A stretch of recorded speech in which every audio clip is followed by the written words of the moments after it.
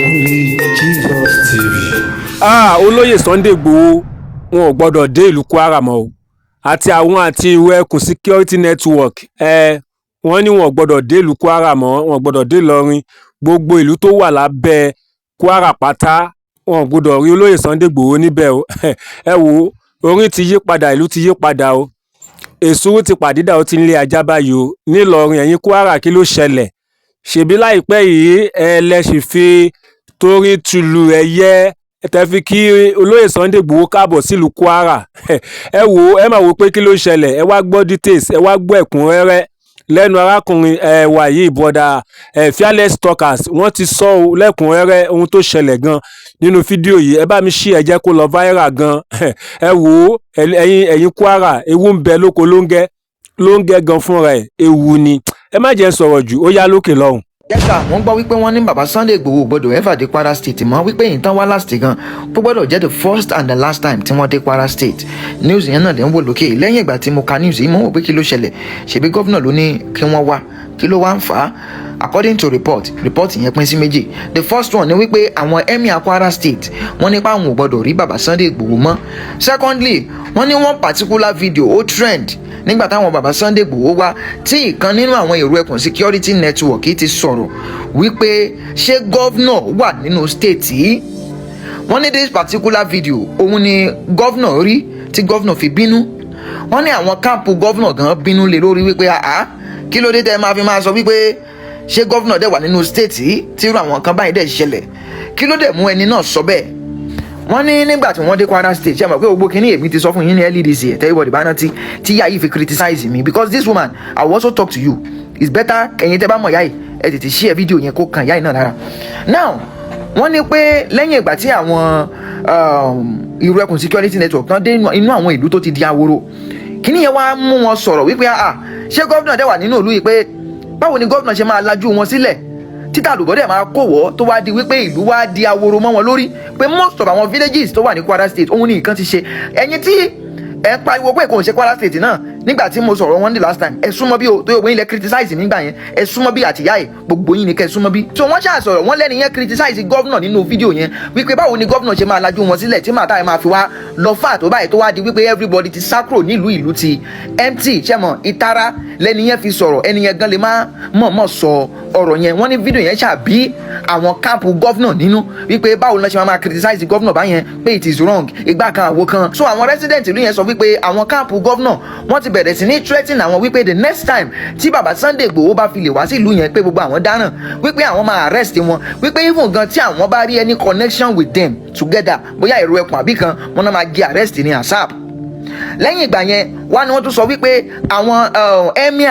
àwọn emir Kwara State wọ́n ti ń sẹ́ndì mẹ́sẹ̀gì sí àwọn ọba tó wà nínú Kwara State, ìyẹn àwọn ọba tí bàbá Sunday Igboho lọ kí. I think he visited about 2 or 3 palaces, I don't even understand. So wọ́n jà pé wọ́n ti bẹ̀rẹ̀ sí ní threatening wọn pé the next time tẹ́ ẹ bá fi lè welcome Sunday Igboho again gbogbo yín máa rí ọ̀ràn. Now ẹ̀rù ti ń ba àwọn ọba àti àwọn resident. So ká wá mú látòrí ibi tán sọ wípé ọ̀rọ̀ ti bí gọ́vnà nínú, tó bá yẹ pé lóòótọ́ ni ọ̀rọ̀ yẹn bí gọ́vnà nínú o, mi ò sọ̀rọ̀ pa àwọn káàpù gọ́vnà, àwọn yẹn lè máa play politics. But tó bá yẹ pé gọ́vnà náà wá rí fídíò yẹn lóòótọ́ tí statement yẹn dẹ̀ bí àwọn náà nínú, yes sir, the governor himself is playing politics. Torí pé kíni wọ́n máa ń sọ kankan wípé àgbà ó máa ń ṣe kíni, ó máa ń fi ara gbàgbàkúgbà ní, kò sí ẹ̀gbin tí àgbò gbọdọ̀ fara gbà. As the governor of a state you are supposed to be criticized. Àwọn tí wọ́n rí situation ìlú ìtara ló mú wọn tán fi sọ̀rọ̀ báyẹn wípé ṣé gọ́vnà dẹ̀ wà nílùú ìṣá, báwo nìkan ṣe máa rí báyìí tó wá di pé wá wọ́ọ̀sì tó báyìí, ó normal. Tó wáyé pé statement yẹn lẹ wá fẹ́ mú dání, a jẹ́ wípé ojú ayé lẹ ṣe tẹ́ fi sọ pé kí bàbá Sunday Igboho máa bọ̀ at first. A jẹ́ wípé ẹkún tí woman yìí sun lọ́jọ́ kìíní àná, ìyẹn woman tẹ́ ń wò lókè, a jẹ́ pé ẹkún tán sun òun lẹ rí tẹ́ fi wò wípé kán máa sọ mí lẹ́nu, ẹ jẹ́ kí n jẹ́ kán wá. Torí tí kò bá rí bẹ́ẹ̀ ó yẹ kẹ́ ẹ lè accept any kind of critics, ó yẹ kẹ́ ẹ lè accept ẹ, ó yẹ kẹ́ ẹ lè gbámọ́ra. Kò yẹ kó jẹ́ pé statement yẹn ló máa bí yín nínú tẹ́ fi máa sọ wípé ẹ gbọ́dọ̀ rí Sunday Igboho mọ́. That one aside, now àwùjọ àwọn emir, that is not the first time tá ti máa ń gbọ́ pé àwọn emir àwọn Fúlàní wọn ò fẹ́ rí bàbá Sunday Igboho, wọn ò fẹ́ rí anybody tó bá ti jẹ mọ́ Yorùbá. So that one is understandable, that one is not the first time. Wọ́n ní pé torí pé bàbá Sunday Igboho like àwọn Fúlàní, kò ń ṣe pé wọ́n like àwọn Fúlàní, àwọn wèrè inú àwọn Fúlàní tí wọ́n ń dá pìtìpìtì sílẹ̀ òun ni bàbá Sunday Igboho dislike. Kò ń ṣe pé generally gbogbo àwọn Fúlàní ọjọ́ kìíní àná tí wọ́n lọ sí Ìgbòho tán lọ sí abúlé táwọn Fúlàní yẹn wà kí náà sọ fún wọn wọ́n ní wípé tẹ́ ẹ bá fẹ́ bá wa gbé láyọ̀ àtàlàáfíà there is no problem you can live in peace no problem wọ́n ní ṣùgbọ́n tẹ́ ẹ bá decide pé wàhálà rẹ fẹ́ àwọn náà máa yín fa wàhálà nǹkan tó ń sọ fún wọn nìyẹn àná àtìgbà yẹn ṣe ti rí àwọn Sunday Igboho kó padà lọ síbẹ̀ láti ló máa dá wàhálà sílẹ̀ so possible peace ní kálukú wá now ẹ jẹ́ kí wọ́n bá àbá Sunday Igboho gan sọ̀rọ̀ yes sir now tó wáyé pé lóòótọ́ ni pé gọ́vnà Kwara State ò fẹ́ yín ẹjọ́ ẹ dúró ẹ má wò wípé torí pé ẹ jẹ́ jagunjagun torí pé ẹ wò pé kò síbi tẹ́ ẹ lè wọ̀ ẹ fi wọ́n sílẹ̀ there is nobody above set up they can set anybody up yes sir ẹ jọ̀ọ́ ẹ rọra fi wọ́n sílẹ̀ kò kí n ṣe wípé bóyá ẹ ń bẹ̀rù ẹ fi wọ́n sílẹ̀ pírọ́blẹ́mù Kwara State ibi tó ti kọ́kọ́ wọ́ wá òun ni ẹ̀sìn ẹ máa rí wípé àwọn Yorùbá kọ̀ọ̀kan nínú àwọn tó wà ní Kwara State gan ò sọ́pọ́ọ̀tì yín àwọn tí pìtìpìtì bá nìkan ló sọ́pọ́ọ̀tì yín tẹ́ ẹ bá máa kó gbogbo Kwara State together majority of them does not want you ìdí tí majority wọn ò dẹ̀ fi sọ́pọ́ọ̀tì yín is because of ẹ̀sìn ó máa rí pé ogun wọn ń pariwo àfẹ́bẹ́lẹ́bọ ṣe igbá kan àwo kan so it is very easy for them to set you up please for goodness sake just stay ẹ má bọ́dà láti lọ òun ni mo fi sọ wípé ìyá tó criticize mi lórí ọ̀rọ̀ Kwara State níjọ́ kìíní àná mo fẹ́ bá wọn gan sọ̀rọ̀ mo fi ní kẹ́yìn kẹ́ bá mi share fídíò yẹn yẹn ìyá yìí gangan àti àwọn tó criticize mi lọ́jọ́ kìíní àná ẹ jẹ́ kí wọ́n decide láti lọ wá anybody tó lè bá wọn ja ogun Kwara State torí ọjọ́ kìíní àná ìyá iṣẹ́ ti kámẹ́rà tọ́bẹ̀ tí ní sọ wípé igbá kan o àwo kan o gọ́fìnà Kwara State wọ́n lè fẹ́ jẹ́ kí Sunday Igboho wá ìlú àwọn dẹ̀ nìyí Kwara South ní Kwara South dẹ̀ lógún jà jù ìyá ẹ lọ wá àwọn tó máa bá yín jagun ẹ fi Sunday Igboho sílẹ̀ torí nísìn nígbà tó di ọ̀rọ̀ pé pìtìpìtì dé bá Kwara State tẹ́ ẹ wá mọ̀ bóyá ẹ̀ mọ̀ tẹ́lẹ̀ lọ́jọ́ tẹ́ ẹ sẹ́ẹ̀tì kámẹ́rà because I don't know tẹ́ ẹ ní mò ń gbé news òfégè ó wá délẹ̀ nísìn ẹ wá mọ kámẹ́rà sẹ́ẹ̀tì ẹ wá ní pé ẹ kí ló tàn fẹ́ jẹ́ kí Sunday Igboho wá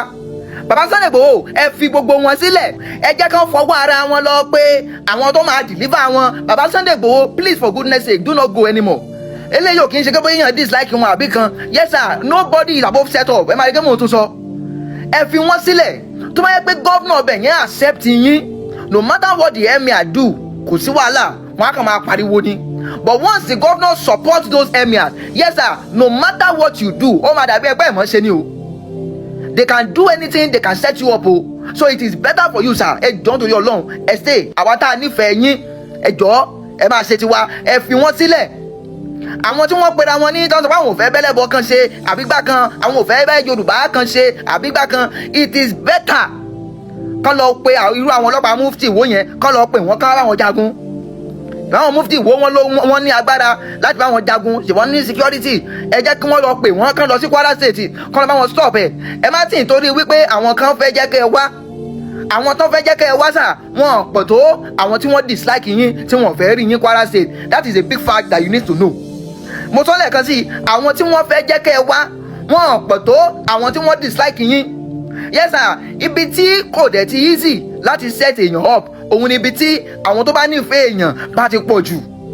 ẹ mọ̀ kò possible ṣùgbọ́n ibi tí àwọn tó bá nífẹ̀ẹ́ yín tàn bá pọ̀ yes sir ó easy àti set yín up so ẹ jọ̀ọ́ nítorí Ọlọ́run jagunjagun ni yín ẹ má wò pé ẹ kò síbi tẹ́ ẹ lè wò ẹ má wò yẹn o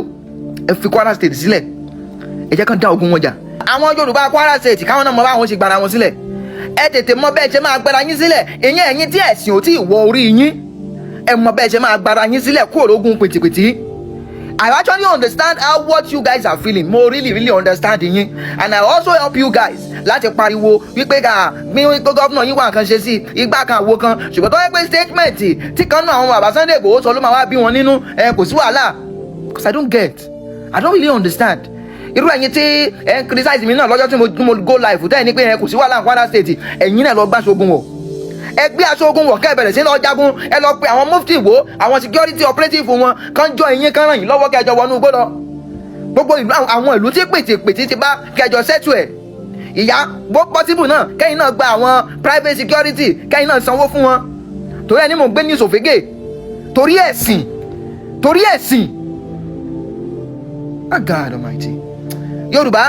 ẹ̀yin máa bá sọ̀rọ̀ I'm not talking about Kwara State ẹ má jẹ́ kí ẹ̀sìn wọ̀ yín lórí débi pé àwọn Fúlàní wọ́n wá fi ẹ̀sìn báyé yín jẹ́ the same way bá ṣe fi ẹ̀sìn báyé àwọn Haúsá jẹ́ ẹ rí bí àwọn Haúsá ṣe ń sunkún nìsín màá play video kan after this video ẹ lè wò kẹ́ẹ̀rí táwọn Haúsá ṣe ń pariwo báwọn Fúlàní ń pa àwọn ní ìpakúpa kẹ́ẹ̀rí bá ṣe ń pariwo kó ti sú àwọn tó bá wá wu Yorùbá náà kẹ́yìn náà wá lajú yín sílẹ̀ kíró àwọn people like Mufti wo àwọn igbá àwọn àwo àwọn ọlọ́dàs kí wọ́n fi ẹ̀sìn kan fi báyé ti Yorùbá ilẹ̀ Yorùbá náà jẹ́ but me o I will never allow that. Ìlọrin yẹn ẹ lè máa ṣe bó ṣe wù yín ìyà ń jẹ yín ogun ń jà yín but nítorí ẹ̀sìn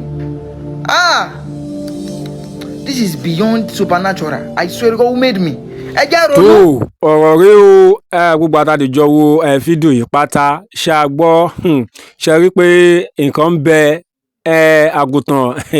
tí wọ́n gbé ọmọ ẹ̀ tó wò sùsùn ó ní nǹkan ń bẹ lábẹ́ ọ̀run a kàn ń fogun jara wa lórí kíni ṣe rí báyìí pé èèyàn ló burú jù àmọ̀ràn fún olóyè Sunday Igboho gẹ́gẹ́ bí a ti ṣe gbọ́ nínú fídíò yẹn tèmi náà máa fọwọ́ sí náà ni pé olóyè Sunday Igboho ẹ fi ibẹ̀ sílẹ̀ fún wọn ẹ fi Kwara sílẹ̀ fún wọn ẹ tó ń bá ní àwọn òfẹ́ yín níbẹ̀ ẹ fi wọ́n sílẹ̀ ṣe bẹ́ẹ̀ yín ẹ fẹ́ lo energy yín ẹ fẹ́ lo resources yín ẹ fẹ́ lo agbára tọ́lọ́run fún yín fún wọn ni nọ́mbà dẹ̀ sọ pé àwọn òfẹ́ tí wọ́n appreciate ẹ fi wọ́n sílẹ̀ ẹ jẹ́ kí wọ́n wá ọ̀nà àbáyọ fún ara wọn ènìyàn lè ní ká méjì kó má fi kan ṣe rẹ̀ bẹ́ẹ̀ ni ọ̀rọ̀ Yorùbá wí ẹ ṣe gbogbo àtàdìjọ fídíò yìí náà dá sí ohun tẹ́ bá rí sí ẹ jẹ́ ká pàdé ní comment section ṣí àbá kan náà kẹ́ sì bá wa láìkì láìpẹ́ á tún padà wá ní àlàáfíà.